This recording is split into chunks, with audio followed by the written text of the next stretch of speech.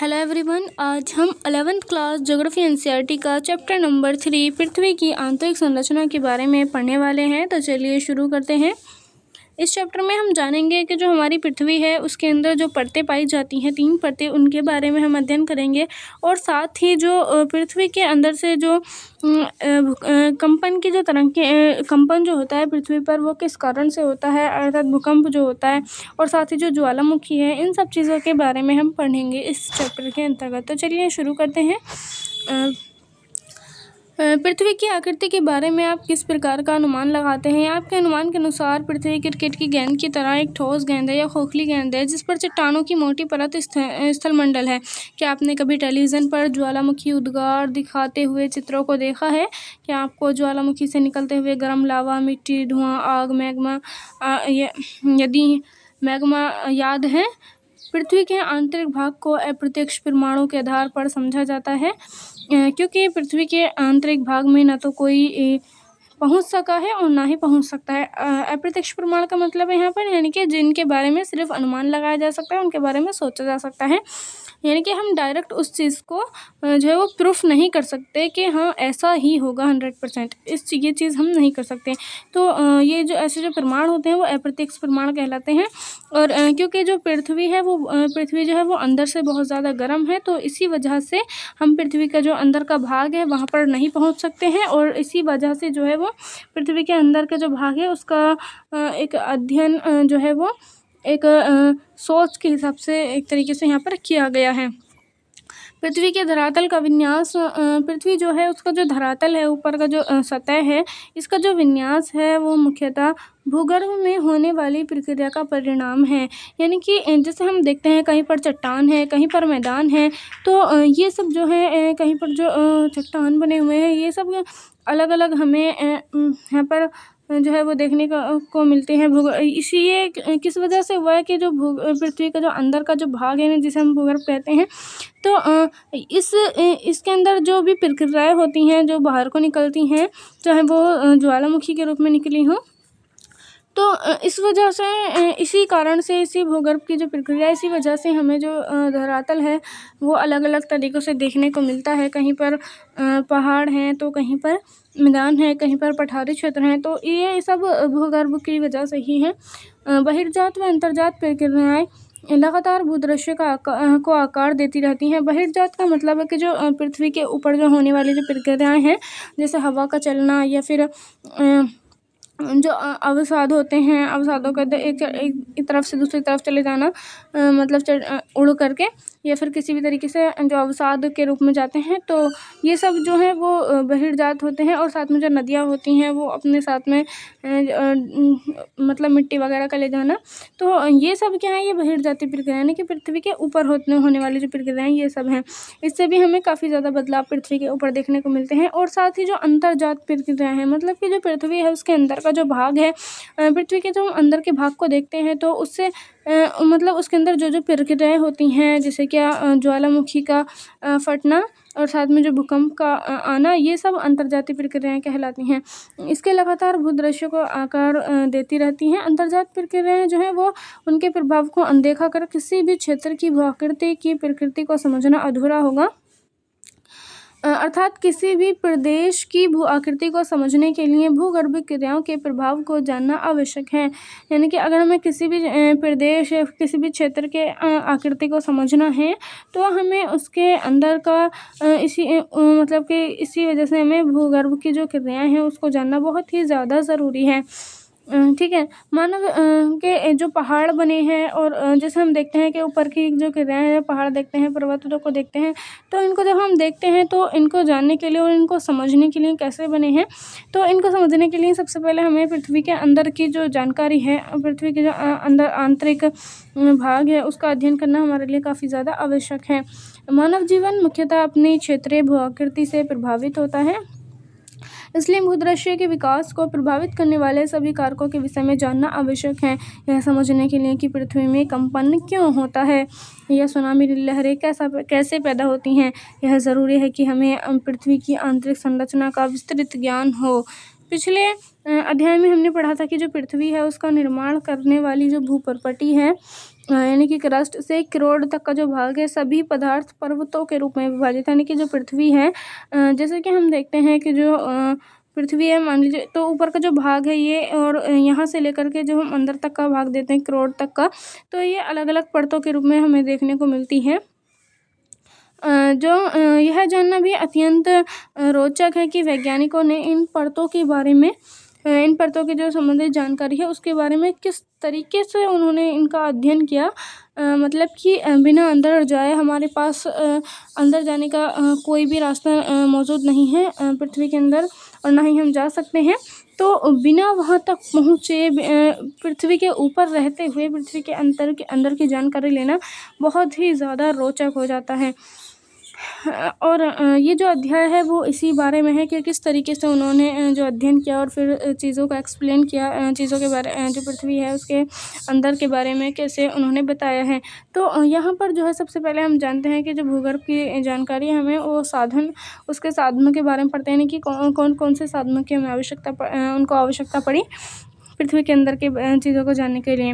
पृथ्वी की जो त्रिज्या है वो 6370 किलोमीटर है। यानी कि त्रिज्या का मतलब है, मान लीजिए जैसे कि ये पृथ्वी है, अगर हम इसका केंद्र यहाँ पर मान लें तो इसके केंद्र से लेकर के जो यहाँ तक का जो भाग होगा वो त्रिज्या होगा। यानी कि सिर्फ इतना भाग जो है वो 6370 किलोमीटर है।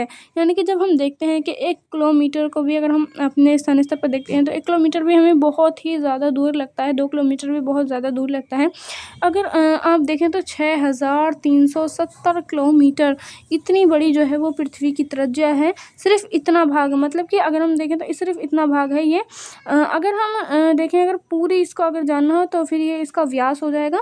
यानी कि अगर हमें पूरी की पूरी पृथ्वी का जो यहाँ से यहाँ तक का जो भाग है अगर हम इसको जानना हो तो फिर ये हो जाएगा इसका व्यास। ठीक है, ये इसका डबल हो जाएगा। पृथ्वी की आंतरिक परिस्थितियों के कारण यह संभव नहीं है कि कोई पृथ्वी के केंद्र तक पहुंचकर उसका निरीक्षण कर सके या वहां के पदार्थ का कुछ नमूना प्राप्त कर सके। यह आश्चर्य की बात है कि ऐसी परिस्थितियों में भी वैज्ञानिक हमें यह बताने में सक्षम हुए कि भूगर्भ की संरचना कैसी है और इतनी गहराई पर किस प्रकार के पदार्थ पाए जाते हैं। पृथ्वी के आंतरिक संरचना के विषय में हमारी अधिकतर जानकारी परोक्ष रूप से प्राप्त अनुमानों पर आधारित होती है, तथापि इस जानकारी का कुछ भाग प्रत्यक्ष प्रेक्षणों और पदार्थ के विश्लेषणों पर भी आधारित होता है। यानी कि अनुमान तो लगाया ही जाता है, लेकिन कुछ ऐसे साक्ष्य भी, मतलब कि जो प्रत्यक्ष प्रेक्षण भी हमें देखने को मिलते हैं। प्रत्यक्ष स्रोत कौन कौन से होते हैं इनके बारे में हम यहाँ पर जानते हैं। यानी कि हम जिनको देख सकते हैं और जिनके बारे में हम जानकारी का प्रूफ भी कर सकते हैं। प्रत्यक्ष स्रोत, पृथ्वी से सबसे आसानी से उपलब्ध ठोस पदार्थ धरातलीय चट्टानें हैं। यानी कि सबसे ज़्यादा जो हमें ठोस, मतलब कि एक तरीके से सबसे ज़्यादा अच्छी जो उपलब्ध जो जानकारी मिलती है वो धरातलीय चट्टानों से मिलती है, अथवा वे चट्टानें हैं जो हम खनन क्षेत्रों से प्राप्त करते हैं। दक्षिणी अफ्रीका की सोने की खानें 3 से 4 किलोमीटर तक गहरी हैं। इससे अधिक गहराई में जा पाना असंभव है क्योंकि इतनी गहराई पर तापमान बहुत अधिक होता है। खनन के अतिरिक्त वैज्ञानिक विभिन्न परियोजनाओं के अंतर्गत पृथ्वी की आंतरिक स्थिति को जानने के लिए परपटी में गहराई तक छानबीन कर रहे हैं। यानी कि जो वैज्ञानिक हैं वो पृथ्वी के अंदर क्या क्या चीज़ें हैं, उसकी जो भूपर्पटी है इसके बारे में जानने की कोशिश कर रहे हैं छानबीन के द्वारा। और साथ ही संसार भर के जो वैज्ञानिक हैं वो दो मुख्य परियोजनाओं पर काम कर रहे हैं। ये हैं, एक तो गहरे समुद्र में प्रवेदन परियोजना और दूसरी है समन्वित महासागरीय प्रवेदन परियोजना। ठीक है, यानी कि एक तो समुद्रों की जो गहराई है उसके लिए काम किया जा रहा है, उसके लिए एक परियोजना प्रोजेक्ट है, और साथ ही जो एक है समन्वित महासागर जो होते हैं उनके प्रवेदन की परियोजनाओं के बारे में ये जो वैज्ञानिक है वो इन दोनों पर काम कर रहे हैं। आज तक सबसे गहरा प्रवेदन जो है वो आर्कटिक महासागर में कोलो क्षेत्र में 12 किलोमीटर की गहराई तक किया गया है। प्रवेदन का मतलब है कि एक तरीके से इसको भेदना, यानी कि ज़मीन के अंदर एक तरीके से जो है वो गड्ढा करना। और ये इतना सबसे ज़्यादा जो अभी तक गहराई की गई है वो आर्कटिक महासागर में कोला क्षेत्र में 12 किलोमीटर की गहराई तक किया जा चुका है। और इन परियोजनाओं तथा बहुत सी अन्य गहरी खुदाई परियोजनाओं के अंतर्गत विभिन्न गहराई से प्राप्त पदार्थों के विश्लेषण से हमें पृथ्वी के आंतरिक संरचना के से संबंधित असाधारण जानकारी प्राप्त हुई है। ज्वालामुखी उद्गार प्रत्यक्ष जानकारी का एक अन्य स्रोत है। यानी कि ज्वालामुखी को जब हम देखते हैं कि जब वो हमारी पृथ्वी पर आ जाता है, ज़मीन फटती है, फिर से जो ज्वालामुखी पर आ जाता है, तो वो जो ज्वालामुखी है वो भी हमारे लिए एक प्रत्यक्ष जानकारी का ही कार्य करता है। ये एक अन्य स्रोत है। जब कभी भी ज्वालामुखी उद्गार से लावा पृथ्वी के धरातल पर आता है तो यह प्रयोगशाला अन्वेषण के लिए उपलब्ध होता है। यद्यपि इस बात का निश्चय कर पाना कठिन होता है कि मैग्मा कितनी गहराई से निकला है। यानी कि जो ज्वालामुखी है ये भी हमारे सामने एक प्रत्यक्ष स्रोत के रूप में उपलब्ध है, क्योंकि इस ज्वालामुखी को हम देख सकते हैं और ये पृथ्वी के ऊपर निकलता है, पृथ्वी के अंदर से। इसी वजह से जो है वो पृथ्वी का जो पृथ्वी है अंदर से मतलब कि अभी तक एक तरह के जो तरल रूप में है, तो ये भी इस चीज़ को सिद्ध करने के लिए ये मैग्मा और ये जो लावा होता है ये इस चीज़ को सिद्ध करता है। अब हम देखते हैं अप्रत्यक्ष स्रोत के बारे में। पदार्थ के गुणधर्म के विश्लेषण से पृथ्वी के आंतरिक भाग की अप्रत्यक्ष जानकारी प्राप्त होती है। यानी कि जो पृथ्वी के अंदर के जो गुणधर्म हैं, बहुत सारी जो विशेषताएं हैं, इससे एक तरीके से जो गुण हैं इसके, तो जब हम उनके बारे में विश्लेषण से जानकारी जो वैज्ञानिक प्राप्त करते हैं तो उनसे जो है वो वैज्ञानिकों को पृथ्वी के अंदर का जो भाग यानी आंतरिक भाग उसकी जानकारी भी प्राप्त हो जाती है। खनन प्रक्रिया से हमें पता चलता है कि पृथ्वी के धरातल में गहराई बढ़ने के साथ साथ तापमान एवं दबाव में वृद्धि होती है। यानी कि जब पृथ्वी के जो है वो खुदाई की जाती है, मतलब कि खनन किया जाता है, खनन की क्रिया जो की जाती है धातु वगैरह को निकालने के लिए इस तरह से, तो जब वो की जाती है तो उससे देखा जाता है कि जब जितनी ज़्यादा गहराई नीचे को खोदते हैं, जितना ज़्यादा खोदते जाते हैं पृथ्वी के अंदर, तो क्या इसका जो तापमान है वो लगातार बढ़ता जाता है और इसका जो दबाव है उसमें भी वृद्धि होती है। इतना ही नहीं, हम यह भी पता लगा हमें यह भी पता चलता है कि गहराई के बढ़ने के साथ साथ पदार्थ का जो घनत्व है वो भी बढ़ता है। तापमान, दबाव व घनत्व इस परिवर्तन की दर को आंका जा सकता है कि अगर पृथ्वी की कुल मोटाई को ध्यान में रखते हुए वैज्ञानिकों ने विभिन्न गहराइयों पर विभिन्न पदार्थ के तापमान, दबाव एवं घनत्व के मान को अनुमानित किया है।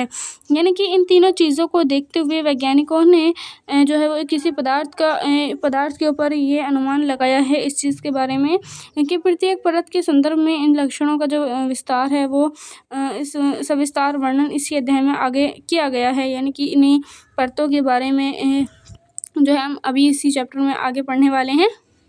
ठीक है। पृथ्वी की आंतरिक जानकारी का जो दूसरा अप्रत्यक्ष स्रोत है वो है उल्काएं, जो कभी कभी धरती तक पहुंचती हैं। हालांकि हमें यह भी ध्यान रखना चाहिए कि जो उल्काएं होती हैं उनके विश्लेषण के लिए उपलब्ध जो पदार्थ हैं वो पृथ्वी के आंतरिक भाग से प्राप्त नहीं होते हैं।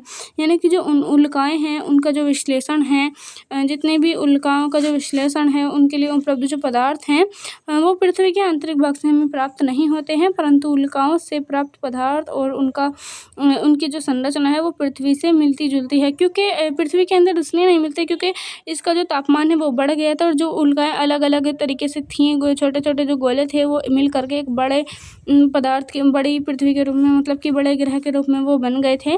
इसी वजह से वो एक तरीके से मेल्ट हो गए, ना कि घुल गए थे एक तरीके से वो, इसी वजह से अलग अलग हमें देखने को नहीं मिलते। लेकिन हम जब उल्काओं को देखते हैं क्योंकि जो जैसे हमने पिछले चैप्टर में पढ़ा था कि जो उल्काएं थी यानी कि छोटे छोटे जो पिंड थे जिसे ग्रहाणु कहा गया था, तो उनमें से क्या हुआ था कि जो गुरुत्वाकर्षण बल के कारण कुछ तो चिपक गए थे लेकिन कुछ ऐसे ही रह गए थे, क्योंकि सारे का चिपकना ये तो वो नहीं था, सारे तो नहीं चिपके थे। उसमें से जितने छोटे छोटे वो पदार्थ थे, छोटे छोटे जो गोले थे, उनमें से जितने चिपक गए उनसे तो ग्रह बन गए, लेकिन कुछ ऐसे ही रह गए थे बिना चिपके। तो वो जो बिना चिपके हुए वाले रह गए थे उन्हीं को यहाँ पर उल्काएं यहाँ पर कहा गया है। और उनकी जो संरचना है वो पृथ्वी से मिलती जुलती है। इसी वजह से जो है वो इनका जो अध्ययन है हमारे लिए काफ़ी ज़्यादा महत्वपूर्ण हो जाता है। ठीक है। अन्य अप्रत्यक्ष स्रोतों में गुरुत्वाकर्षण, चुंबकीय क्षेत्र व भूकंप संबंधी क्रियाएं शामिल हैं।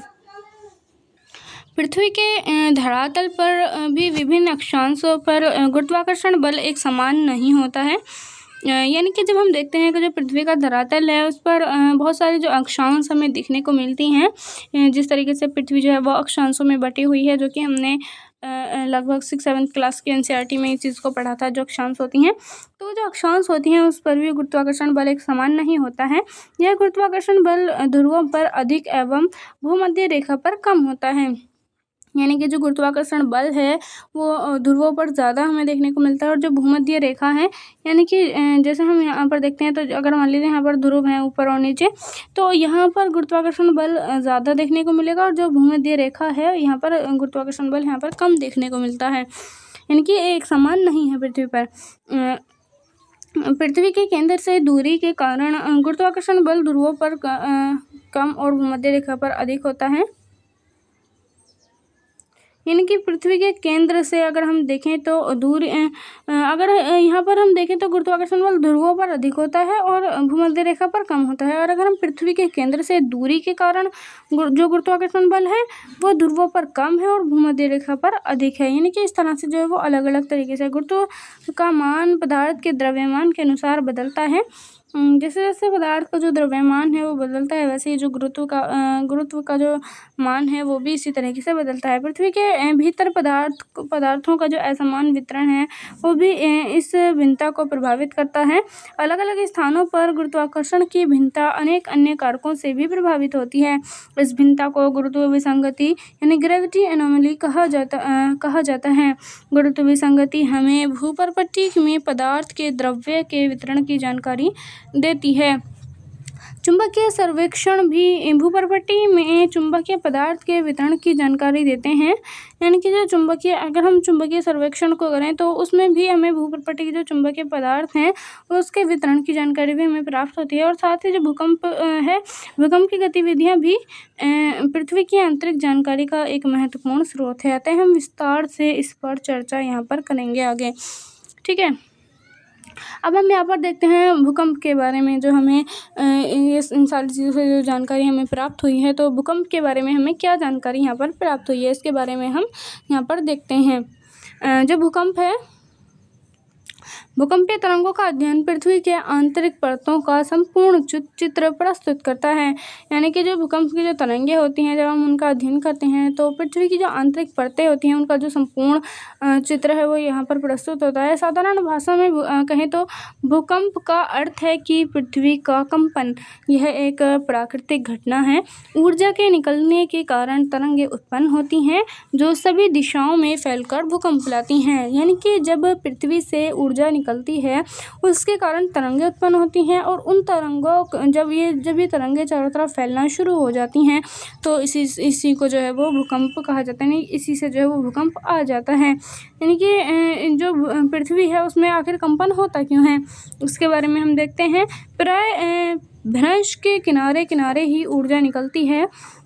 भूपर्पट्टी के शैलों में गहन दरारें ही भ्रंश होती हैं। यानी कि जो पृथ्वी भूपर्पट्टी है, ऊपर की जो परत है पृथ्वी की, तो उसके जो शैल हैं उनमें गहन दरारें होती हैं। यानी कि काफ़ी गहरी यहाँ पर दरारें होती हैं। उन्हीं में गहन दरारें ही उन्हीं को भ्रंश कहा गया है। यानी कि जो पृथ्वी के जो भूपर्पट्टी है, शैलें हैं, चट्टानें हैं, तो उसमें क्या होता है कि बहुत गहरी हमें दरारें यहाँ पर देखने को मिलती हैं इन शैलों चट्टानों में।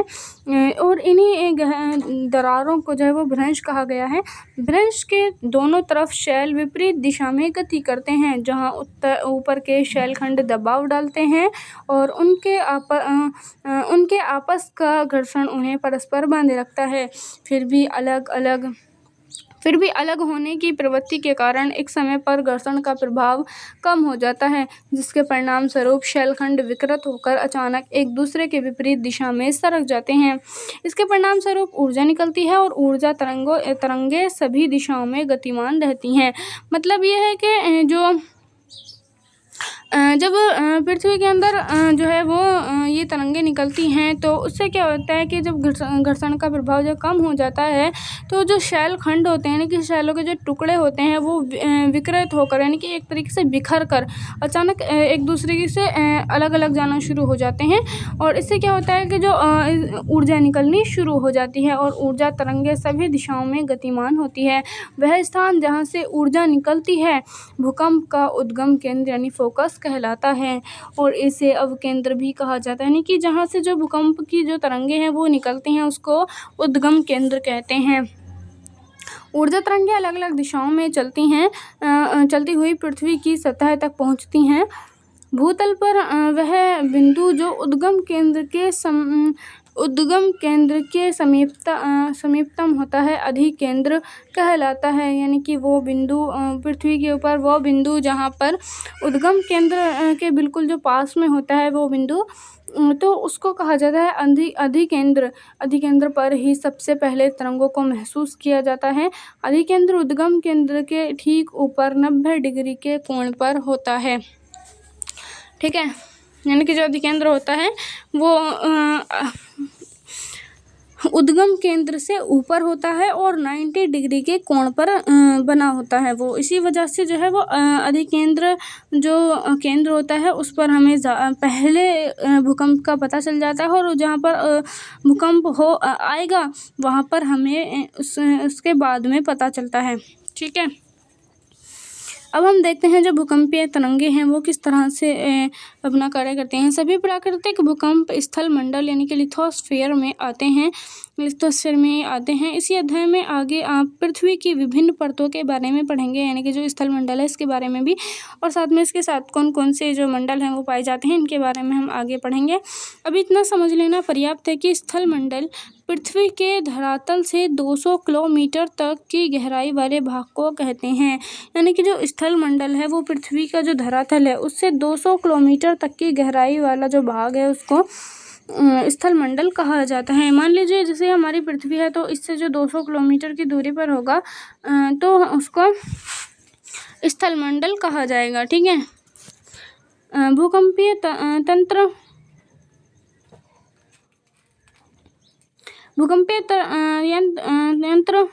भूकंप मापी यंत्र सतह पर पहुंचने वाली भूकंप तरंगों को अभिलेखित करता है। चित्र 3.1 भूकंपीय तरंगों का अभिलेखीय वक्र दिखाता है। ये आप यहाँ पर देख सकते हैं कि जो चित्र 3.1 है ये भूकंपीय तरंगों का अभिलेख प्रदर्शित करता है। इसके अंतर्गत पी तरंगे, एस तरंगे और धरातलीय तरंगों को दिखाया गया है। आप यहाँ पर इस चीज़ से अंदाज़ा लगा सकते हैं कि जो सबसे ज़्यादा खतरनाक होती हैं वो धरातलीय तरंगे ही होती हैं। ठीक है, यह वक्र 3 अलग अलग बनावट वाली तरंगों को प्रदर्शित करता है। बुनियादी तौर पर भूकंपीय तरंगे जो हैं वो 2 प्रकार की होती हैं। एक तो होती हैं भूगर्भीय तरंगे यानी कि जो पृथ्वी के अंदर जो होने वाली जो तरंगे हैं वो भूगर्भीय तरंगे और जो दूसरी होती हैं वो हैं धरातलीय तरंगे यानी कि जो पृथ्वी का जो ऊपर का भाग है भूप्रपटी इस पर जो तरंगे उत्पन्न होती हैं वो धरातलीय तरंगे कहलाती हैं। भूगर्भीय तरंगे उद्गम केंद्र से ऊर्जा के मुक्त के दौरान पैदा होती हैं यानी कि जो अंदर की पृथ्वी के अंदर की जो तरंगे होती हैं जहाँ पर उद्गम केंद्र होता है उससे ऊर्जा मुक्त हो जाती है। फिर उसके बाद जो है वो भूगर्भिक तरंगे पैदा हो जाती हैं और पृथ्वी के अंदरूनी भाग से होकर सभी दिशाओं में आगे बढ़ती हैं, इसलिए इन्हें भूगर्भिक तरंगे कहा जाता है। भूगर्भिक तरंगे एवं धरातलीय शैलों के मध्य अन्योन्य क्रिया के कारण नई तरंगे उत्पन्न होती हैं जिन्हें धरातलीय तरंगे कहा जाता है। ये तरंगे धरातल के साथ साथ चलती हैं। तरंगों का वेग अलग अलग घनत्व वाले पदार्थों से गुजरने पर परिवर्तित हो जाता है। अधिक घनत्व वाले पदार्थों में तरंगों का वेग अधिक होता है। पदार्थों के घनत्व में विभिन्नताएं होने के कारण परावर्तन एवं आवर्तन होता है जिससे इन तरंगों की दिशा भी बदलती है। यानी कि जब ये पदार्थ होता है जब ये तरंगे उत्पन्न होती हैं तो फिर क्या होता है कि जो अधिक घनत्व वाले जो पदार्थ होते हैं, जिनका घनत्व ज़्यादा होता है, उनसे तरंगों का जो वेग है वो अधिक होता है। इसमें जो है वो तरंगों का वेग अधिक हो जाता है। और फिर जब पदार्थ का घनत्व उसके अंदर पदार्थ के घनत्व में जब विभिन्नता आनी शुरू हो जाती है, तो उससे क्या होता है कि जो परावर्तन और अपवर्तन जैसी जो घटनाएं हैं वो होती हैं, जिससे इन तरंगों की जो दिशा है वो भी बदल जाती हैं। अब जो पृथ्वी के अंदर जो तरंगे होती हैं, यानी कि भूगर्भीय तरंगे, इनको दो भागों में बांटा गया है। ये दो प्रकार की होती हैं, एक होती हैं पी तरंगे और दूसरी होती हैं एस तरंगे। पी तरंगे जो होती हैं वो तीव्र गति से चलने वाली तरंगे, यानी कि पी तरंगे बहुत तेज़ी से चलती हैं और धरातल पर सबसे पहले पहुंचती हैं। इन्हें प्राथमिक तरंगे भी कहा जाता है। पी तरंगे ध्वनि तरंगों जैसी होती हैं, जैसे कि गैस, तरल व ठोस तीनों प्रकार के पदार्थों से गुजर सकती हैं। यानी कि ये पी तरंगे इतनी तेज़ी से गुजर करके जाती हैं, तो तेज़ गुजरती हैं, और साथ ही चाहे इनके सामने ठोस पदार्थ जाएँ, गैस जाए, तरल पदार्थ जाए, कुछ भी पदार्थ जाए, ये एकदम उनको पार करके निकल जाती हैं फिर भी। लेकिन जो एस तरंगे होती हैं वो धरातल पर कुछ समय अंतराल के बाद पहुंचती हैं, और ये द्वितीयक तरंगे कहलाती हैं। यानी कि जो एस तरंगे होती हैं वो थोड़ा धीरे चलती हैं, और पी तरंगों से थोड़ी सी बाद में पहुंच पाती हैं ये। इसी वजह से इनको द्वितीयक तरंगे यहाँ पर कहा जाता है। एस तरंगों के विषय में महत्वपूर्ण तथ्य यह है, यानी कि एस तरंगे भले ही धीरे चलती हैं, लेकिन इनसे ये काफ़ी इनके जो एस तरंगे होती हैं, इससे हमें काफ़ी महत्वपूर्ण जानकारी हमें प्राप्त होती है। इससे एक महत्वपूर्ण तथ्य, इसका जो महत्वपूर्ण तथ्य ये भी है कि केवल ठोस पदार्थों के ही माध्यम से चलती हैं। यानी कि एस तरंगे जो होती हैं वो सिर्फ ठोस पदार्थों के माध्यम से ही चलती हैं। जैसे ही ठोस पदार्थ आएगा फिर वहाँ से निकल जाएंगी, फिर ठोस पदार्थ आएगा फिर उनसे निकलेंगी। मतलब यह है कि ना ही तो ये तरल पदार्थों में चलती हैं, ना ही गैसीय पदार्थों में चलती हैं। एस तरंगों की एक महत्वपूर्ण विशेषता यह है कि इसी विशेषता के कारण जो है वो वैज्ञानिक जो है वो भूगर्भीय तरंगों को समझने में उन्हें मदद मिली है। परावर्तन से तरंगे प्रतिध्वनित होकर वापस लौट आती हैं। यानी कि जब इन तरंगों का परावर्तन होता है तो ये तरंगे प्रतिध्वनित होकर वापस लौट आती हैं, और जबकि आवर्तन से जो तरंगे होती हैं वो कई दिशाओं में चलती हैं। भूकंप लेखी पर बने आरेख से इन तरंगों की जो दिशा है भिन्नता का अनुमान लगाया जा सकता है। धरातलीय तरंगे भूकंप लेखी पर अंत में अभिलेखित होती हैं। यानी कि जो धरातल पर जो ये तरंगे पहुँचती हैं, ये अंत में अभिलेखित होती हैं। ये तरंगे ज़्यादातर विनाशकारी होती हैं। इनकी जो धरातलीय तरंगे होती हैं, जो पृथ्वी के ऊपर होती हैं, वो बहुत ज़्यादा विनाशकारी होती हैं, और इनसे शैल विस्थापित हो जाते हैं। इनकी चट्टानें जो हैं वो भी खिसक जाती हैं इधर से उधर, और साथ में जो इमारतें होती हैं वो भी गिर जाती हैं। यानी कि जो दूसरा प्रकार है इसमें धरातलीय तरंगों का, ये बहुत ही हानिकारक होता है, और ये पृथ्वी के ऊपर ही होता है, पृथ्वी के अंदर नहीं होता ये। अब हम देखते हैं जो भूकंपीय तरंगे होते हैं उनके संचरण के बारे में। भिन्न भिन्न प्रकार की भूकंपीय तरंगों के संचरित होने की जो प्रणाली वो भिन्न भिन्न होती है। जैसे ही संचरित होती हैं तो शैलों में कंपन पैदा होती है। पी तरंगों से कंपन की दिशा तरंगों की दिशा के समानांतर होती है। यानी कि जो पी तरंगे होती हैं, पी तरंगों की जो दिशा है वो कंपन की दिशा के बिल्कुल समानांतर चलती हैं ये। यानी कि जिस तरीके से पी तरंगे चलेंगी, वैसे ही जो कंपन है वो उसकी दिशा ऐसे चलेगी, ठीक है। यानी कि एकदम समानांतर ही चलती हैं। यह संचरण गति की दिशा में ही पदार्थ पर दबाव डालती है। इसके दबाव के फलस्वरूप पदार्थ के घनत्व में भिन्नता आती है। यानी कि जब इनकी जो संचरण की गति होती है पी तरंगों की, जब ये गति करती हैं तो इससे क्या होता है कि जो पदार्थ है उस पर दबाव डलता है, और दबाव के बाद इसके कारण क्या होता है कि जो घनत्व होता है उसमें भी विभिन्नता आ जाती है, और शैलों में संकुचन व फैलाव की क्रिया पैदा हो जाती है। यानी कि जहाँ जहाँ पर पी तरंगे उत्पन्न हो जाती हैं, तो जो शैलें होती हैं, चट्टानें होती हैं, चट्टानों में ये पी तरंगों की वजह से कभी तो सिकुड़न आ जाती है, और कभी जो है वो फैलाव आ जाता है। यानी कि संकुचन का मतलब होता है सिकुड़ना, यानी कि इन शैलों तक को, यानी कि चट्टानों तक को ये सिकुड़ देती हैं, और ये फैला भी देती हैं कई बार। इस तरीके की जो प्रक्रियाएं हैं वो पैदा हो जाती हैं पी तरंगों के कारण। और अन्य 3 तरह की तरंगे संचरण गति के समकोण दिशा में कंपन पैदा करती हैं। अब हम देखते हैं एस तरंगों के बारे में। एस तरंगे जो होती हैं वो ऊर्ध्वाधर तल में तरंगों की दिशा के समकोण पर कंपन पैदा करती हैं। मतलब कि जो एस तरंगें होती हैं वो ऊर्ध्वाधर तल में चलती हैं। ऊर्ध्वाधर तल का मतलब होता है ऊपर की तरफ। तो एस तरंगें जो होती हैं तरंगों की दिशा में तरंगों की दिशा के समकोण पर कंपन पैदा करती हैं। अतः ये जिस पदार्थ से गुजरती हैं उसमें उभार व गर्त बनाती हैं। और धरातलीय तरंगें सबसे अधिक विनाशकारी समझी जाती हैं। बाद में आए धरातलीय तरंगें और ये सबसे ज़्यादा विनाशकारी होती हैं। ठीक है। छाया क्षेत्र का उद्भव। अब हम देखते हैं इनके छाया क्षेत्र के बारे में। इन तरंगों के भूकंपलेखी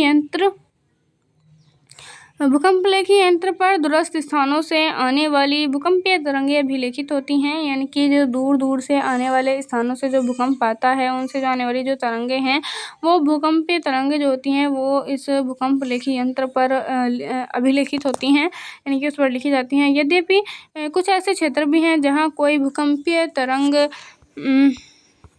तरंग अभिलेखित नहीं होती। ऐसे क्षेत्र को भूकंपीय छाया क्षेत्र कहा जाता है। यानी कि जिन जिन क्षेत्रों पर जो एक तरीके से जो जिस चीज़ से जो भूकंपीय तरंगें मापी जाती हैं उस पर भूकंपीय तरंगें उस स्केल पर नहीं आ पाती हैं, उस पर नहीं लिखी जाती हैं, तो वहाँ पर माना जाता है कि ये जो क्षेत्र है वो भूकंपीय तरंगों का छाया क्षेत्र है। विभिन्न भूकंपीय घटनाओं के अध्ययन से पता चलता है कि एक भूकंप का छाया क्षेत्र दूसरे भूकंप के छाया क्षेत्र से सर्वथा भिन्न होता है। यानी कि जो भूकंप है वो उसका जो छाया क्षेत्र होता है और जो वो दूसरे भूकंप के छाया क्षेत्र से बहुत ही अलग होता है, एक जैसा नहीं होता है। जैसा कि चित्र 3.2 में पी व एस तरंगों का छाया क्षेत्र दर्शाया गया है। अब आप यहाँ पर देख सकते हैं कि जो पी तरंगे और एस तरंगे हैं, हाँ यहाँ पर पी तरंगों का जो छाया क्षेत्र है वो यहाँ पर दिखाया गया है इस तरीके से। इस चित्र में ये वाला जो क्षेत्र है वो पी तरंगों का छाया क्षेत्र है, ये वाला। ठीक है। और दूसरे चित्र में ये वाला जो क्षेत्र है ये एस तरंगों का छाया क्षेत्र है। ठीक है। इसमें आप यहाँ पर देख सकते हैं कि जो भूकंप अधिकेंद्र है उससे 105 डिग्री से भीतरी किसी भी दूरी पर पी व एस दोनों की तरंगों का अभिलेखन करते हैं। यानी कि यहाँ पर इस चित्र में आप देख सकते हैं कि ये जो दोनों चाहे हम पी तरंगों का देखें चाहे हम एस तरंगों का देखें, दोनों पर हम यहाँ पर देख सकते हैं कि जो दोनों का कोण है वो 103 डिग्री पर बन रहा है, यानी कि 105 डिग्री के अंदर ये कोण है। जैसे कि हम यहाँ पर अगर देखें इस तरह से, तो इस तरीके से अगर हम मान लीजिए इस तरह से इसका ये बनाते हैं तो इतना जो भाग होता है, ये वाला जो भाग होता है 90 डिग्री का होता है। और 90 डिग्री के आगे को अब चूँकि इतना आ गया है, इतना क्षेत्र, तो ये 103 डिग्री तक आ गया, यानी 100 फिर 103 इस तरीके से जो है वो ये आ गया, यानी कि 103 डिग्री के अंदर ये जो क्षेत्र है वो आ गया। और यहाँ पर इतने क्षेत्र में पी तरंगे और एस तरंगे दोनों हैं यहाँ पर, यानी कि 105 डिग्री के अंदर दोनों तरंगों का जो अभिलेखन है वो आ गया है। और भूकंपलेखी अभिकेंद्र से 145 डिग्री से परे जो मतलब भूकंपलेखी है उसमें उसका जो अधिकेंद्र है, अधिकेंद्र से 145 डिग्री से परे केवल पी तरंगों के पहुँचने को ही दर्ज करता है। यानी कि जो 145 डिग्री का हम यहाँ पर अधिकेंद्र देख सकते हैं यहाँ पर। हाँ, तो आप जब हम यहाँ पर देखेंगे, यहाँ पर तो 103 डिग्री आ गया। अगर हमने यहाँ से मापना शुरू किया तो क्योंकि यहाँ पर पूरा का पूरा इतना जो भाग है वो 180 आ जाता है, तो यहाँ पर तो 103 आ गया, यहाँ पर 142 आ गया, यानी कि 145 डिग्री से अंदर जो है वो जो पी तरंगें होती हैं उसका जो पहुँचना है, पी तरंगों की जो पहुँच है उसको दर्ज किया गया है। लेकिन जो एस तरंगें हैं उसमें ये चीज़ दर्ज नहीं होती है और एस तरंगों का जो को अभिलेखित नहीं करते। अतः वैज्ञानिकों का मानना है कि जो भूकंप है उसका जो अधिकेंद्र है उससे उससे 105 डिग्री और 145 डिग्री के जो बीच का क्षेत्र है, जहाँ कोई भी भूकंपीय तरंग अभिलेखित नहीं होती है, दोनों प्रकार की तरंगों के लिए छाया क्षेत्र है। जैसा कि यहाँ पर हम देख सकते हैं कि जो 143 डिग्री से लेकर के जो 142 डिग्री, यानी कि अगर हम कहें तो सीधा 105 से लेकर के 145 डिग्री अगर हम सीधा कहें तो इनके जो बीच का क्षेत्र है, यहाँ पर कोई भी तरंग नहीं पहुँच पा रही है। इस वजह से ये जो क्षेत्र है वो पी तरंग छाया क्षेत्र कहलाएगा। और इसमें भी हम यहाँ पर देख सकते हैं कि यहाँ तक भी कोई तरंग नहीं है, तो ये भी इसका छाया क्षेत्र हो गया इस तरंग का। ठीक है, हाँ, एस तरंगों का छाया क्षेत्र पी तरंगों के छाया क्षेत्र से अधिक विस्तृत है, यानी कि इससे बड़ा है एस तरंगों का छाया क्षेत्र। चाहे आप यहाँ पर चित्र में देख सकते हैं। चित्र में ये दिखाया गया है कि जो एस तरंग होती हैं उनका छाया क्षेत्र पी तरंगों के छाया क्षेत्र से ज़्यादा है, वरन यह पृथ्वी के 40% भाग से भी अधिक है। अगर आपको भूकंप अधिकेंद्र का पता हो तो आप किसी भी भूकंप का जो छाया क्षेत्र है उसको रेखांकित कर सकते हैं। किसी भूकंप अधिकेंद्र को जानने के लिए यहाँ पर नीचे एक बॉक्स भी दिया गया है, जिसमें के अंतर्गत समझाया गया है पृष्ठ 28 में कि किस तरीके से जो है जो वैज्ञानिक होते हैं वो छाया क्षेत्र का पता लगाते हैं। फिलहाल हम इसको पढ़ते हैं कि भूकंप कितने प्रकार के होते हैं। भूकंप कई प्रकार के होते हैं। एक सामान्यतः विवर्तनिकी यानी कि टेक्टोनिक भूकंप ही अधिक होते हैं, यानी कि सबसे ज़्यादा जो भूकंप आते हैं वो सामान्यतः विवर्तनिक भूकंप आते हैं। और ये भूकंप भ्रंश तल के किनारे चट्टानों के सरक जाने के कारण उत्पन्न होते हैं, यानी कि जब चट्टानें थोड़ी बहुत सरक जाती हैं तब ये जो भूकंप हैं ये उत्पन्न हो जाते हैं। और एक विशिष्ट वर्ग के विवर्तनिक भूकंप को ही ज्वालामुखी जन्य यानी कि वोल्केनिक भूकंप समझा जाता है। यानी कि एक विशेष वर्ग का जो विवर्तनिक भूकंप होता है उसको ज्वालामुखी जन्य भूकंप समझा जाता है। और ये भूकंप अधिकांशतः सक्रिय ज्वालामुखी क्षेत्र तक ही सीमित रहते हैं। यानी कि यहाँ पर हमने दो तरीके के ज्वालामुखी को अभी फ़िलहाल देखा है। एक तो जो विवर्तनिक भूकंप होते हैं, जो कि अगर कोई भी चट्टान खिसक जाती है तब जो भूकंप उत्पन्न होता है वो सामान्यतः विवर्तनिक भूकंप आता है। और जहाँ पर ये जो विशिष्ट वर्ग का जो विवर्तनिक भूकंप होता है जहाँ पर उत्पन्न होता है वहाँ पर ज्वालामुखी आ जाता है। यानी कि जहाँ पर ज्वालामुखी आता है और उस ज्वालामुखी के साथ जब भूकंप आता है तो उसे कहा जाता है विशिष्ट वर्ग का विवर्तनिक भूकंप उसको कहा जाता है। ठीक है, ये जो भूकंप है वो अधिकांशतः सक्रिय ज्वालामुखी यानी कि जहाँ पर ज्वालामुखी सक्रिय होती है, जहाँ पर ज्वालामुखी आती है वहाँ पर ये उत्पन्न होता है। खनन क्षेत्रों में कभी कभी अत्यधिक खनन कार्य से भूमिगत खानों की जो छत है वो ढह जाती है।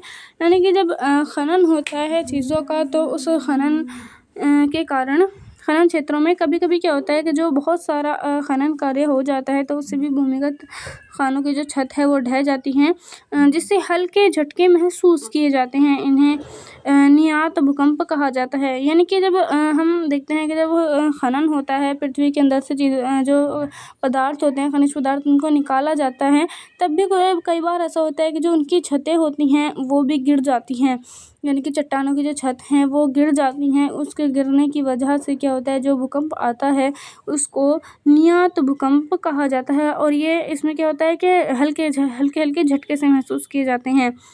ठीक है, कभी कभी परमाणु व रासायनिक विस्फोट से भी भूकंप भूमि में कंपन होती है और इस तरह के झटकों को विस्फोट भूकंप कहा जाता है। यानी कि कभी कभी जब जो परमाणु होते हैं और रासायनिक विस्फोट हो जाता है परमाणु की वजह से या फिर रासायनिक विस्फोट हो जाता है, फिर उससे जो भूकंप में भूमि में जो कंपन होता है उसको जो कहा जाता है वो विस्फोट भूकंप कहा जाता है। और एक होता है जो भूकंप बड़े बांध वाले क्षेत्रों में आते हैं, यानी कि जहाँ पर बड़े बड़े बांध होते हैं उनके क्षेत्रों में जो आते हैं बांध होते हैं तो उन्हें बांध जनित भूकंप कहा जाता है। यानी कि वो क्षेत्र जहाँ पर बहुत ही बड़े बड़े बांध होते हैं वहाँ पर जो भूकंप आता है उन्हें बांध जनित भूकंप कहा जाता है। तो हमने देखा कि कितने प्रकार के भूकंप होते हैं। अब हम देखते हैं भूकंप की माप के बारे में। भूकंपीय घटनाओं का मापन भूकंपीय तीव्रता के आधार पर अथवा आघात की तीव्रता के आधार पर किया जाता है। भूकंपीय तीव्रता की मापनी रिक्टर स्केल के नाम से जानी जाती है। भूकंपीय तीव्रता भूकंप के दौरान ऊर्जा मुक्त होने से संबंधित है। यानी कि भूकंप की जो तीव्रता होती है वो भूकंप के दौरान जब ऊर्जा मुक्त होती है तो उससे संबंधित होती है। इस मापनी के अनुसार भूकंप की तीव्रता 0 से 10 तक होती है। आघात की तीव्रता गहनता को इटली के भूकंप वैज्ञानिक मरकैली के नाम पर जाना जाता है। यह झटकों से हुई प्रत्यक्ष हानि द्वारा निर्धारित की जाती है। इसकी गहनता 1 से 12 होती है। अब हम यहाँ पर देखते हैं कि जब भूकंप आता है उससे हमें क्या क्या प्रभाव देखने को मिलते हैं। भूकंप एक प्राकृतिक आपदा है।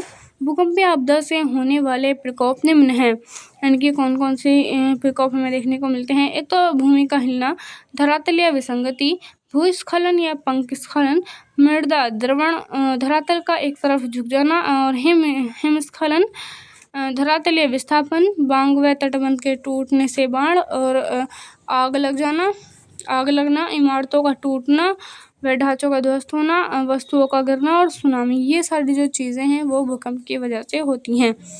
ठीक है। तो अब आप यहाँ पर देख सकते हैं कि जो भूकंप आता है उससे कितनी ज़्यादा हमें यहाँ पर देखने को जो नुकसान देखने को मिलता है। एक तो ज्वारीय लहरों से यहाँ पर हम देख सकते हैं कि कितना ज़्यादा नुकसान देखने को मिलता है। ये भारत का दिखाया गया है, और यहाँ पर थाईलैंड का दिखाया गया है कि ज्वारीय लहरों की वजह से कितना नुकसान हुआ है, और यहाँ पर श्रीलंका का और यहाँ पर इंडोनेशिया का ये चित्र दिखाया गया है। उपयुक्त तो सूचीबद्ध प्रभावों में से पहले 6 का प्रभाव स्थल रूपों पर देखा जा सकता है, जबकि अन्य को उस क्षेत्र में होने वाले जन व धन की हानि से समझा जा सकता है। सुनामी का प्रभाव तभी पड़ेगा जब भूकंप का अधिकेंद्र समुद्री अधिस्थल पर हो और भूकंप की तीव्रता बहुत अधिक हो। सुनामी अपने आप में भूकंप नहीं है, बल्कि ये वास्तव में लहरें हैं जो भूकंपीय तरंगों से उत्पन्न होती हैं।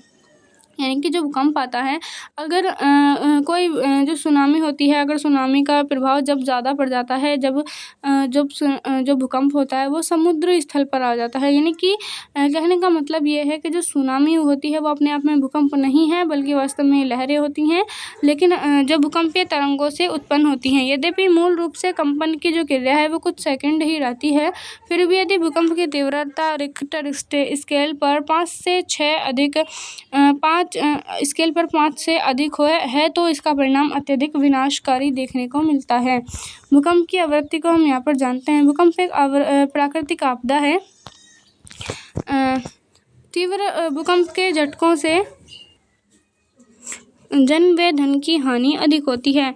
फिर भी ऐसा नहीं है कि विश्व के सभी भागों में तीव्र भूकंप ही आते हैं। केवल वही क्षेत्र जो भ्रंश के समीप हैं से तीव्र झटके महसूस करते हैं। हमें ज्वालामुखी व भूकंप के वितरण का वर्णन अगले अध्याय में पढ़ेंगे। इनकी ज्वालामुखी का और भूकंप का जो वितरण है, किस तरीके से इनको बांटा गया है, वो हम अगले अध्याय में पढ़ेंगे। प्राय यह देखा गया है कि जो रिक्टर स्केल होती है उससे 8 से अधिक तीव्रता वाले जो भूकंप होते हैं उनके आने की जो संभावना है वो बहुत कम होती है। 1-2 वर्षों में एक बार ही आते हैं, जबकि हल्के भूकंप लगभग हर मिनट पृथ्वी के किसी न किसी भाग में महसूस किए जाते हैं। अब हम देखते हैं कि जो पृथ्वी की संरचना है वो कैसी है। यहाँ पर सबसे पहले हम देखते हैं भूपर्पटी के बारे में। यह एक ठोस पृथ्वी का सबसे बाहरी भाग है। यह बहुत भंगुर भाग है जिसमें जल्दी टूट जाने वाली प्रवृत्ति पाई जाती है। यानी कि जो पृथ्वी का जो ठोस पदार्थ होता है, सबसे ऊपर का जो भाग होता है, यह बहुत भंगुर भाग होता है, यानी कि ब्रिटल, जिसमें जल्दी टूटने की प्रवृत्ति पाई जाती है। भूपर्पटी की जो मोटाई है वो महाद्वीपों व महासागरों के नीचे अलग अलग है। महासागरों में भूपर्पटी की मोटाई महाद्वीपों की तुलना में कम है। महासागरों के नीचे इसकी औसत मोटाई 5 किलोमीटर है। इनकी महासागरों की जो मोटाई है वो भूपर्पटी की जो मोटाई है वो महासागरों के नीचे 5 किलोमीटर है, जबकि महाद्वीपों की बात करें तो इसके नीचे 30 किलोमीटर तक है। मुख्य पर्वतीय श्रृंखलाओं के क्षेत्र में यह मोटाई और भी अधिक है। अगर हम पर्वतीय क्षेत्रों में देखेंगे तो क्योंकि पर्वतीय क्षेत्र और ऊंचे होते हैं, पृथ्वी से और ऊंचे तक होते हैं, इस वजह से इनकी जो मोटाई है पर्वतीय श्रृंखला पर और ज़्यादा होती है। हिमालय पर्वत श्रेणी के नीचे भूपर्वतीय की जो मोटाई है वो लगभग 70 किलोमीटर तक है। भूपर्वतीय भारी चट्टानों से बना है और इसका घनत्व 3 ग्राम प्रति घन सेंटीमीटर है। महासागरों के नीचे भूपर्वतीय की चट्टानें बेसाल्ट निर्मित है, यानी कि बेसाल्ट से बनी है। यानी कि महासागर जो होते हैं उनके नीचे की जो भूपर्वतीय है वहाँ की जो चट्टानें हैं वो बेसाल्ट से बनी है। महासागरों के नीचे इनका घनत्व 2.7 ग्राम प्रति घन सेंटीमीटर है। आप यहाँ पर देख सकते हैं कि इस तरीके से अगर हम बात करें कि जो पृथ्वी होती है, मान लीजिए इस तरीके से अगर इसका जो एक भाग है उसकी यहाँ पर दिखाया गया है कि किस तरीके का होता है, कि जो सबसे नीचे वाला भाग है वो यहाँ पर ठोस दिखाया गया है। हाँ, सबसे नीचे का जो भाग है यहाँ पर ये वाला भाग ठोस है, फिर द्रव है, फिर ऊपर का पूरा ये ठोस है। ठीक है, इस तरीके से दिखाया गया है। ये जो भाग होता है स्थल मंडल, भूपर्वतीय तथा ऊपरी सर्वाधिक ठोस मंडल होते हैं। यानी कि ये वाला जो भाग है छोटा सा ये स्थल मंडल कहलाता है। और भूपर्वतीय 0 से 100 किलोमीटर मोटी है। ठीक है, यानी कि 0 से लेकर के 100 किलोमीटर मोटी जो है वो भूपर्वतीय हमारी है। पृथ्वी का आंतरिक भाग है ये अंदर का। ठीक है, अब हम देखते हैं जो मेंटल भाग है।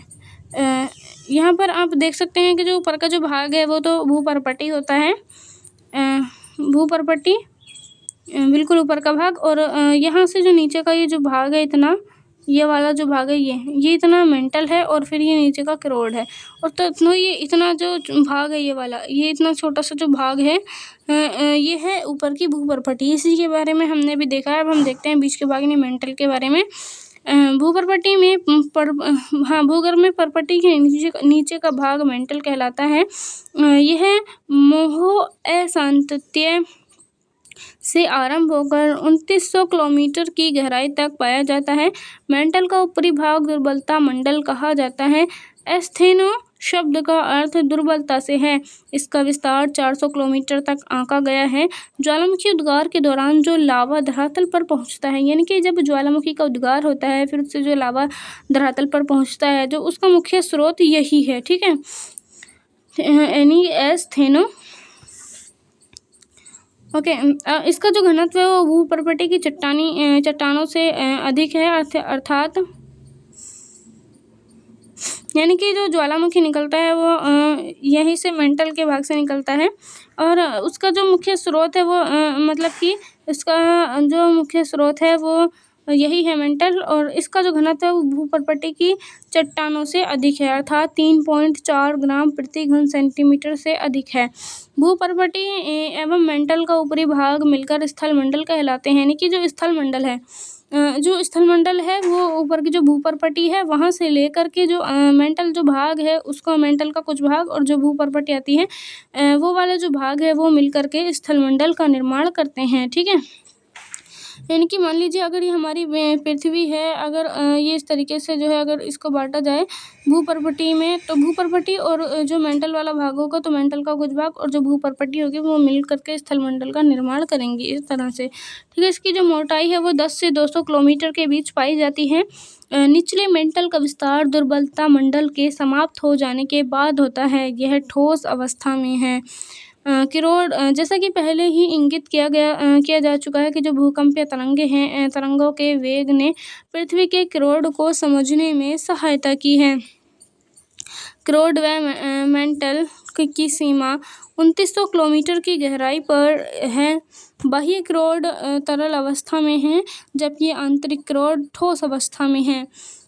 ठीक है, यानी कि अगर हम सिर्फ क्रोड की बात करें तो क्रोड का जो ऊपर का जो भाग है, मान लीजिए अगर ये इतना भाग क्रोड का है तो इसमें से ऊपर का जो भाग है बाह्य क्रोड जो होगी वो तरल अवस्था में होगी, और जबकि जो बिल्कुल केंद्र के पास की जो क्रोड होगी वो ठोस अवस्था में होगी। मेंटल व क्रोड की सीमा पर चट्टानों का घनत्व लगभग 5 ग्राम प्रति घन सेंटीमीटर तथा केंद्र से 6,300 किलोमीटर की गहराई तक घनत्व लगभग 13 ग्राम प्रति घन सेंटीमीटर तक हो जाता है। इससे पता चलता है कि क्रोड भारी पदार्थों मुख्यतः निकिल व लोहे का बना है। इसे नीफे परत के नाम से भी जाना जाता है, यानी कि Ni से निकल और Fe से आयरन यानी कि फेरम जिसको कहा जाता है आयरन लोहा, क्योंकि इसका जो घनत्व है वो सबसे ज़्यादा है 13 ग्राम प्रति घन सेंटीमीटर इसका घनत्व है। इसी वजह से ऐसा माना गया कि यहाँ पर जो है वो निकिल और लोहा यहाँ पर पाया जाता है। ज्वालामुखी व ज्वालामुखीय निर्मित स्थल रूप। आपने अनेक बार ज्वालामुखी के चित्र देखे होंगे। ज्वालामुखी वह स्थान है जहाँ से निकलकर गैसें, राख और तरल चट्टानी पदार्थ लावा चट्टानों के धरातल तक पहुँचता है। यदि यह पदार्थ कुछ समय पहले ही बाहर आया हो या अभी निकल रहा हो तो ज्वालामुखी जो होता है वो सक्रिय ज्वालामुखी कहलाता है। यानी कि जहाँ पर ज्वालामुखी वह स्थान पृथ्वी का ऊपर का वह स्थान जहाँ पर लगातार जो है वो ज्वालामुखी निकलता है, यानी कि कुछ समय बंद हुआ फिर निकलना शुरू हो गया, नहीं निकलता ही है वहाँ पर ज्वालामुखी को समय समय पर आता रहता है, तो वहाँ पर उस ज्वालामुखी को कहा जाता है सक्रिय ज्वालामुखी। तरल चट्टानों पदार्थ दुर्बलता मंडल से निकलकर धरातल तक पहुँचता है। जब तक यह पदार्थ मंडल के ऊपरी भाग में है यह मैग्मा कहलाता है, और जब यह भूपटल के ऊपर या धरातल पर पहुँचता है तो ये लावा कहा जाता है। यह पदार्थ जो धरातल पर पहुँचता है उसमें लावा प्रवाह, लावा के जमे हुए टुकड़ों का मलबा जिसे ज्वलखंडाश्म और ज्वालामुखी बम, राख, धूलकण व गैसें जैसे नाइट्रोजन, यौगिक और सल्फर यौगिक और कुछ मात्रा में क्लोरीन, हाइड्रोजन व आग्नेय शामिल होते हैं। ठीक है, यानी कि इतनी सारी जो चीज़ें हैं वो हमें लावा से प्राप्त होती हैं, क्योंकि जब तक पृथ्वी के अंदर वो रहता है, ज्वालामुखी के अंदर का जो रहता है उसको मैग्मा कहते हैं, और जब भी पृथ्वी के बाहर निकल जाता है फिर इसको लावा कहा जाता है।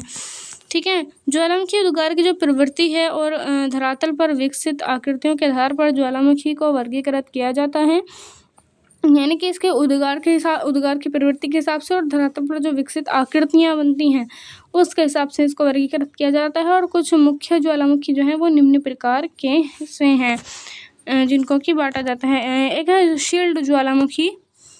शील्ड ज्वालामुखी जो होता है उसमें बेसाल्ट प्रवाह को छोड़कर पृथ्वी पर पाए जाने वाले सभी ज्वालामुखियों में शील्ड ज्वालामुखी सबसे विशाल है।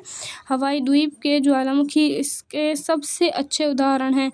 ये ज्वालामुखी मुख्यतः बेसाल्ट से निर्मित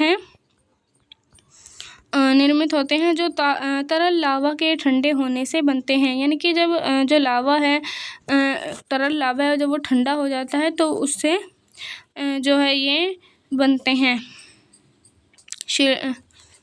ठीक है,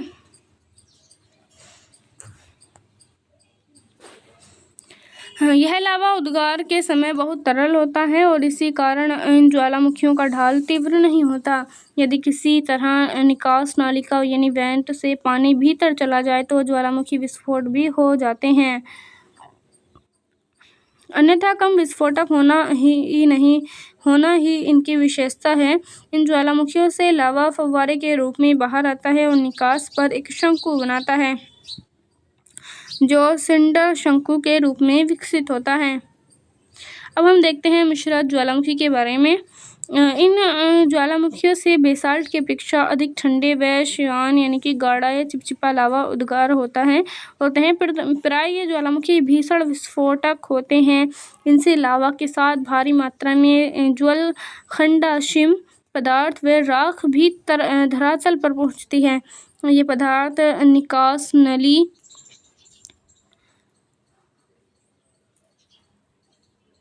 नली के आसपास परतों के रूप में जमा हो जाते हैं। इस तरह से जो है वो निकलते हैं और निकल करके ऊपर से निकलते हैं, निकल करके यहाँ पर जमा हो जाते हैं, जिनके जमाव मिश्रित ज्वालामुखी के रूप में दिखते हैं। अब हम देखते हैं ज्वालामुखी कुंड के बारे में। ये पृथ्वी पर पाए जाने वाले सबसे अधिक विस्फोटक ज्वालामुखी हैं। आमतौर पर ये इतने विस्फोटक होते हैं कि जब इनमें विस्फोट होता है तब वे ऊंचा ढांचा बनाने के बजाय स्वयं नीचे धंस जाते हैं। धंसे हुए विध्वंस गर्त लावा के गिरने से जो गड्ढे बनते हैं उन्हें ही ज्वालामुखी कुंड कहा जाता है। यानी कि जब ये ज्वालामुखी उत्पन्न होता है तो ऊपर को नहीं निकलता, बल्कि ये ज़मीन जो है वो नीचे धंस जाती है। यानी कि अगर इस तरीके से पृथ्वी है, या अगर यहाँ से ज्वालामुखी निकला तो यही वाला जो भाग है वो नीचे को धंस जाएगा, और यहीं पर जो है वो ज्वालामुखी करके इसका जो लावा है वो जम जाएगा, और इसी प्रकार का जो ज्वालामुखी होता है उसको ज्वालामुखी कुंड कहा जाता है। ठीक है। इनका यह विस्फोटक के रूप में इनका ये विस्फोटक के रूप में बताता है कि इन्हें लावा प्रदान करने वाले मैग्मा के भंडार न केवल विशाल हैं, वरन इनके बहुत पास स्थित हैं। इनके द्वारा निर्मित पहाड़ी मिश्रित ज्वालामुखी की तरह प्रतीत होती है। अब हम देखते हैं बेसाल्ट प्रवाह क्षेत्र के बारे में।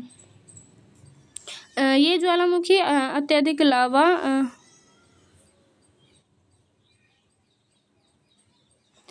ये ज्वालामुखी अत्यधिक तरल लावा उगलते हैं जो बहुत दूर तक बह सकते हैं। संसार के जो कुछ भाग हैं उसमें हज़ारों वर्ग किलोमीटर घने लावा प्रवाह से ढके हैं। जो संसार कुछ भाग हैं वो इनमें लावा प्रवाह क्रम अनुसार होता है, और कुछ प्रवाह 50 मीटर से भी अधिक मोटे होते हैं। कई बार अकेला प्रवाह सैकड़ों किलोमीटर दूर तक फैल जाता है। भारत का दक्कन ट्रैप, जिस पर वर्तमान महाराष्ट्र पठार का ज़्यादा भाग पाया जाता है, वृत्त बेसाल्ट लावा प्रवाह का क्षेत्र है। यानी कि महाराष्ट्र का जो पठार है वहाँ पर भारत का जो दक्कन ट्रैप है वहाँ उसमें महाराष्ट्र वाला जो क्षेत्र महाराष्ट्र जो है महाराष्ट्र राज्य, तो उसमें जो है जो महाराष्ट्र का जो पठार है वहाँ पर हमें देखने को मिलता है। तो उसमें जो है वो बेसाल्ट लावा प्रवाह क्षेत्र है, उसको वृत्त बेसाल्ट लावा प्रवाह क्षेत्र वहाँ पर हमें देखने को मिलता है। ऐसा विश्वास किया जाता है कि आज की अपेक्षा आरंभ में एक अधिक वृत्त क्षेत्र इस प्रवाह से ढका था। अब हम देखते हैं मध्य महासागरीय कटक ज्वालामुखी के बारे में। इन ज्वालामुखियों का उद्गार महासागरों में होता है। मध्य महासागरीय कटक एक श्रृंखला है जो 70,000 किलोमीटर से अधिक लंबी है और जो महासागरीय बेसिनों में फैली है। इस कटक के मध्यवर्ती भाग में लगातार उद्गार होता रहता है, और अगले अध्याय में हम इसे विस्तार पूर्वक पढ़ेंगे कि किस तरीके से जो कटक के किस तरीके से जो है वो जो कटक होते हैं उनके मध्यवर्ती भागों में लगातार उद्गार किस तरीके से होता है, किस तरीके से महासागरों का जो बेसिन होता है उसमें भी ये चीज़ ज्वालामुखी वो जो है वो फैला हुआ होता है। इसके बारे में हम अगले अध्याय में पूरे डिटेल में अच्छे से पढ़ेंगे इसको। ज्वालामुखी स्थल आकृतियाँ, अंतर्वेदी आकृतियाँ। ज्वालामुखी उद्गार से जो लावा निकलता है उसके ठंडा होने से आग्नेय शैल बनता है। लावा का यह जमाव या तो धरातल पर पहुँच कर होता है या धरातल तक पहुँचने से पहले ही भूपटल के नीचे शैल परतों में ही हो जाता है। यानी कि अंतर्वेदी जो आकृतियाँ होती हैं वो पृथ्वी के अंदर ही अंदर बनती हैं। जब अंदर से ही निकलता है लावा तो वो अंदर ही जमा हो जाता है पृथ्वी के, यानी कि भूपर्पटी का जो अंदर का हिस्सा है वहाँ पर। लावा के ठंडा होने के स्थान के आधार पर आग्नेय शैलों का वर्गीकरण किया जाता है। यानी कि जब लावा ठंडा हो जाता है उससे जो शैलें बनती हैं तो उससे एक आग्नेय जो शैल बनती है तो आग्नेय शैल का भी वर्गीकरण किया जाता है। एक तो है ज्वालामुखी शैलों पर लावा धरातल पर पहुंचकर ठंडा होता है, और जो दूसरा है वो है पातालीय शैल, जिसको कि जब लावा धरातल के नीचे ही ठंडा होकर जम जाता है तो उसको पातालीय शैल कहा जाता है। और जब मतलब कि जब लावा धरातल पर पहुंचकर ऊपर आकर ठंडा हो तो ज्वालामुखी शैल, और जब पृथ्वी के अंदर ही जमा हो जाए, पृथ्वी के अंदर ही ठंडा हो जाए बाहर निकलने से पहले ही, तो उसको पातालीय शैल के नाम से जाना जाता है। जब लावा भूपटल के भीतर ही ठंडा हो जाता है तो कई आकृतियाँ बनती हैं। ये आकृतियाँ अंतर्वेदी आकृतियाँ कहलाती हैं। इनमें से 3.4 में दिखाए गए हैं। ठीक है, कुछ चित्र जो हैं वो यहाँ पर दिखाए गए हैं, तो आप यहाँ पर देख सकते हैं। जो मिश्रित ज्वालामुखी होता है वो इस तरीके से जो है वो बनता है, यानी कि यहाँ से निकलने के बाद यहाँ पर एक ये इस तरीके से आप देख सकते हैं, ये इस तरीके से बन जाता है। ये सिंडर शंकु के साथ ज्वालामुखी कुंड इस तरीके से बन जाते हैं कि गहरा हो जाता है, गोल गहरा हो जाता है यहाँ पर। और साथ ही यहाँ पर देख सकते हैं लावा में मेसा इस तरीके से बनता है और सिंडर शंकु इस तरीके से बनता है। यहाँ पर आप देख सकते हैं सिंडर शंकु है। और लावा पठार जो बाढ़ वृत ज्वालामुखी आती है वो इस तरीके से आती है। ज्वालामुखी डोम गुंबद के साथ जब भस्म शंकु बनता है वो इस तरीके से बनता है। विकिरण भित्ति के साथ ज्वालामुखी जो ग्रीवा बनती है वो इस तरीके से बनती है। आप यहाँ पर देख सकते हैं कि ये जो इस तरीके से निकलती हुई दिखाई दे रही है ये नालिका इनको कहा जाता है, इनकी ज्वालामुखी नालिका। यहाँ से ही जो ज्वालामुखी है वो निकलता है, ठीक है। अब हम देखते हैं बैथोलिथ के बारे में।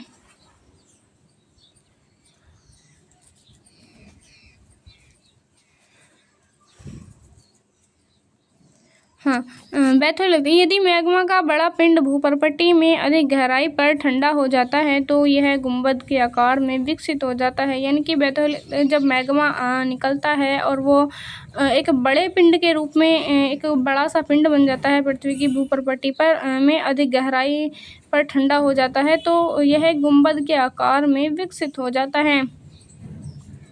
अनाच्छादन प्रक्रियाओं के द्वारा ऊपरी पदार्थ के हट जाने पर ही यह धरातल पर प्रकट होते हैं और ये विशाल क्षेत्र में फैले होते हैं और कभी कभी इनकी गहराई भी कई किलोमीटर तक होती है। ये ग्रेनाइट के बने पिंड हैं, इन्हें बैथोलिथ कहा जाता है जो मैग्मा भंडारों के जमे हुए भाग हैं। अब हम देखते हैं लोकोलिथ के बारे में। लोकोलिथ क्या होता है? ये गुंबदनुमा विशाल अंतर्वेदी चट्टानें हैं जिनका तल समतल व एक पाइप रूपी वाहक नली से नीचे से जुड़ा होता है। इनकी आकृति धरातल पर पाए जाने वाले मिश्रित ज्वालामुखी के गुंबद से मिलती है। अंतर केवल इतना है कि ये लोकोलिथ गहराई में पाया जाता है और कर्नाटक के पठार में ग्रेनाइट चट्टानों की बनी ऐसी ही गुंबदनुमा पहाड़ियाँ हैं। इनमें से अधिकतर अब अपपत्रित हो चुकी हैं व धरातल पर देखी जा सकती हैं। ये लोकोलिथ व बैथोलिथ के अच्छे उदाहरण हैं। लेपोलिथ, फैकोलिथ व सिल ऊपर उठते लावे का कुछ भाग क्षैतिज दिशा में पाए जाने वाले कमजोर धरातल में चला जाता है। यहाँ एक अलग अलग आकृतियों में जम जाता है। यदि यह तश्तरी के आकार में जम जाए तो यह लेपोलिथ कहलाता है। कई बार अंतर्वेदी आग्नेय चट्टानों की मोड़दार अवस्था में अपनीत के ऊपर व अभिनति के तल में लावा का जो जमाव है वो पाया जाता है। यानी कि जो अंतर्वेदी आग्नेय चट्टानें होती हैं वहाँ पर यानी कि अंदर उसमें ये देखने को मिलता है। ये परतनुमा यानी कि लहरदार चट्टानें एक निश्चित वाहक नली से मैग्मा भंडारों से जुड़ी होती हैं जो क्रमशः बैथोलिथ में विकसित होते हैं। यह ही फैकोलिथ कहलाते हैं। अंतर्वेदी जो आग्नेय चट्टानें होती हैं उनका क्षैतिज तल में एक चादर के रूप में ठंडा होना सिल या शीट कहलाता है। जमाव की मोटाई के आधार पर इन्हें विभाजित किया जाता है। कम मोटाई वाले जमाव को शीट व घने मोटाई वाले को जमाव सिल कहते हैं। यानी कि जब अंतर्वेदी जो आग्नेय चट्टानें होती हैं पृथ्वी के अंदर की जो चट्टानें होती हैं वो जो कि आग्नेय चट्टानें कहलाती हैं, अंतर्वेदी आग्नेय चट्टानें कहलाती हैं। तो इनका जब क्षैतिज तल के रूप में इनकी एक क्षैतिज तल के रूप में एक चादर के रूप में जब ये ठंडी हो जाती हैं तो इनको सिल या शीट कहते हैं और इनकी जो मोटाई के आधार पर इनको विभाजित किया जाता है। अगर कम मोटाई है तो शीट कहेंगे और अगर ज़्यादा मोटाई में जमा हो गया तो फिर इसको सिल कहा जाएगा, ठीक है। अब हम देखते हैं डाई के बारे में। डाई जब लावा का प्रवाह दरारों में धरातल के लगभग समकोण होता है, यानी कि जब लावा का जब प्रवाह होता है दरारों के अंदर तो दरारों में धरातल के लगभग समकोण होता है, यानी कि बिल्कुल धरातल से समकोण स्थल पर वो स्थित होता है। तो और अगर यह इसी अवस्था में ठंडा हो जाए तो एक दीवार की भांति संरचना बनाता है। यही संरचना डाइक कहलाती है। पश्चिम महाराष्ट्र की अंतर्वेदी आग्नेय चट्टानों में प्रकृति बहुतायत में पाई जाती है। ज्वालामुखी उद्गार से बने दक्कन ट्रैप के विकास में डाइक उद्गार को वाहक समझी जाती है। अब क्योंकि एक दीवार के रूप में ये जमा हो जाता है, इसी वजह से, क्योंकि भारत के जो प्रायद्वीपीय पठार है वहाँ पर पहले बहुत ज़्यादा ज्वालामुखी आते थे, लेकिन जब ये डाइक के ज्वालामुखी के रूप में आया तो इससे क्या हुआ कि जो पृथ्वी जो हमारा भारत है वहाँ पर एक दीवार के रूप में, क्योंकि दीवार का रूप ले लेता है, तो दीवार के रूप में वहाँ पर जम गया अंदर ही। तो इस वजह से जो अब भारत के अंदर ज्वालामुखी विस्फोट देखने को नहीं मिलते हैं। ठीक है, तो ये था आज का हमारा चैप्टर। आज के लिए इतना ही। Thank you.